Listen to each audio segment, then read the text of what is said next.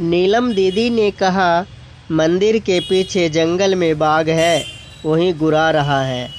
अब तो चलिए। आस्टीन स्टार्ट हुई, दोनों लौट गए। दूसरे दिन चांद सवेरे आ गया था। रात ने शांत कदमों से पूरे क्षेत्र में अपना सिक्का जमा लिया था, लेकिन खूबसूरत चांद की चांदनी ने अंधेरे को घर निकाला दे दिया। हरिंद्रानंद और नीलम गढ़ के बाहर निकले। रात में टहलने का अपना मज़ा है। शायद फैली हुई चांदनी मन की व्यथा को कहीं कम कर दे। पाटन की घटनाओं से थोड़ा निराश्य तो जीवन में आ ही गया था। वे टहलते टहलते गढ़ के पीछे घने बगीचे में पहुँचे। पगडंडी थी। देखा, जंगली पेड़ों और आम्र वृक्षों के बीच से चांदनी छनकर सूखे पत्तों से ढके उस भूखंड को रोशन कर रही है। दूर एक पेड़ के नीचे एक साधु या फकीर बैठा दिखा। साफ दिखाई नहीं दे रहा था। थोड़ा भय भी हुआ कि रात को यहाँ कौन बैठा है। नीलम ने कहा, कोई फकीर होगा, क्योंकि थोड़ी ही दूर पर वहाँ एक पुराना मजार भी है। हरिंद्रानंद ने नीलम से कहा, आप यहीं रुकिए, मैं जरा देख कर आता हूँ। हाथ में गोली भरी बंदूक भी थी। इन्होंने गढ़ से निकलते समय ऐसे ही उठा ली थी। उन दिनों गढ़ के चारों ओर जंगल था। रात में गढ़ की चार दीवारी के बाहर बाघ, चीता, हिरन ऐसे ही मिल जाते थे। पेड़ों की टहनियाँ चांदनी से उस व्यक्ति को नहीं छुपा पा रही थी। पगडंडी के अलावा पेड़ों से गिरे सूखे पत्ते बिछकर चहु और सुंदर बिस्तर बनाए हुए थे। हरिंद्रानंद उन पत्तों पर चलकर तुरंत ही वहां पहुंच गए। देखा, श्वेत कपड़ों में वह बलिष्ठ व्यक्ति आंखें मूंदे बैठा है। गोल मटोल चेहरा, लंबे लंबे केस जो जटा का रूप ले रहे थे।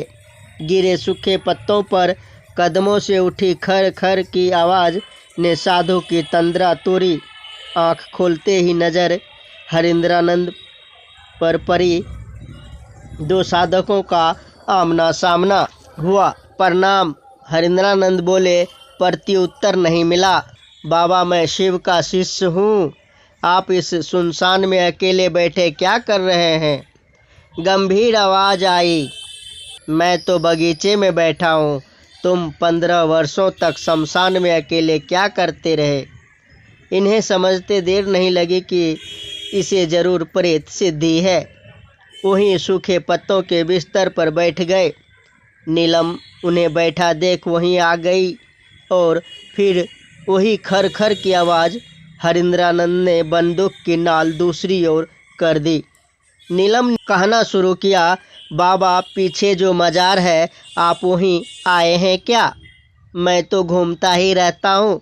सांप और साधु का क्या आज यहाँ तो कल वहाँ। फिर गूंजती आवाज़ में साधु बोला, आग की व्यवस्था है? नहीं बाबा, मैं सिगरेट नहीं पीता। हरिंद्र ने कहा, लोग तो शिव की पूजा करते हैं, फिर तुम्हारे गुरु कैसे हैं? वो सवाल एक शिव शिष्य से था, इसीलिए जवाब भी इन्हें ही देना था। लगभग 10 मिनट तक उस साधु को समझाया। कुछ देर के बाद उसने कहा, अच्छा बोलते हो। पता नहीं कैसे आवाज़ प्रतिध्वनित हुई। नीलम ने कहा, बाबा जरा बताइए, ये हमेशा कहते हैं कि ये पूर्व जन्म में मेढक थे और सही में बारिश देखकर बहुत प्रसन्न होते हैं।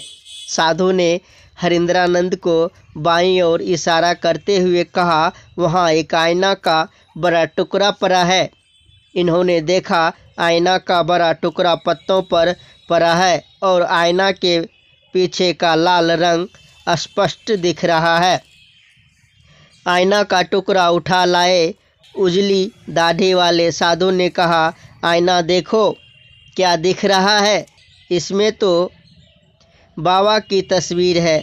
हरिंद्रानंद ने कहा। साधु ठठाकर हंसा।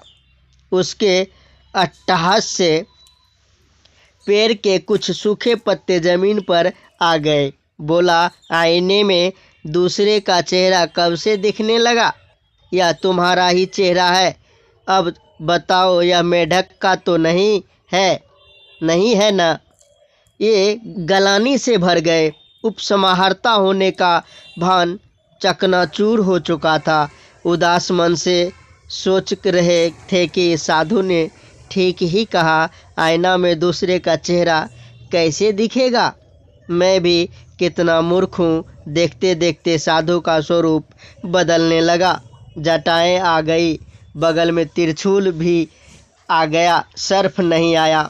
जब आप ही थे तो क्यों पूछा शिव गुरु कैसे हैं? तब तक नीलम ने कहा, सरकार ये घर में बहुत उथल पुथल करते हैं।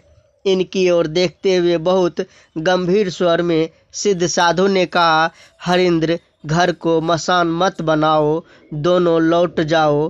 गढ़ में तुम दोनों की खोज शुरू हो गई है। सरकार आप यहीं रहेंगे?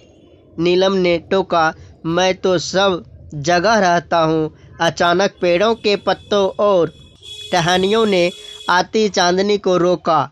हल्का अंधेरा हुआ। दूर सफ़ेद मजार दिख रहा था।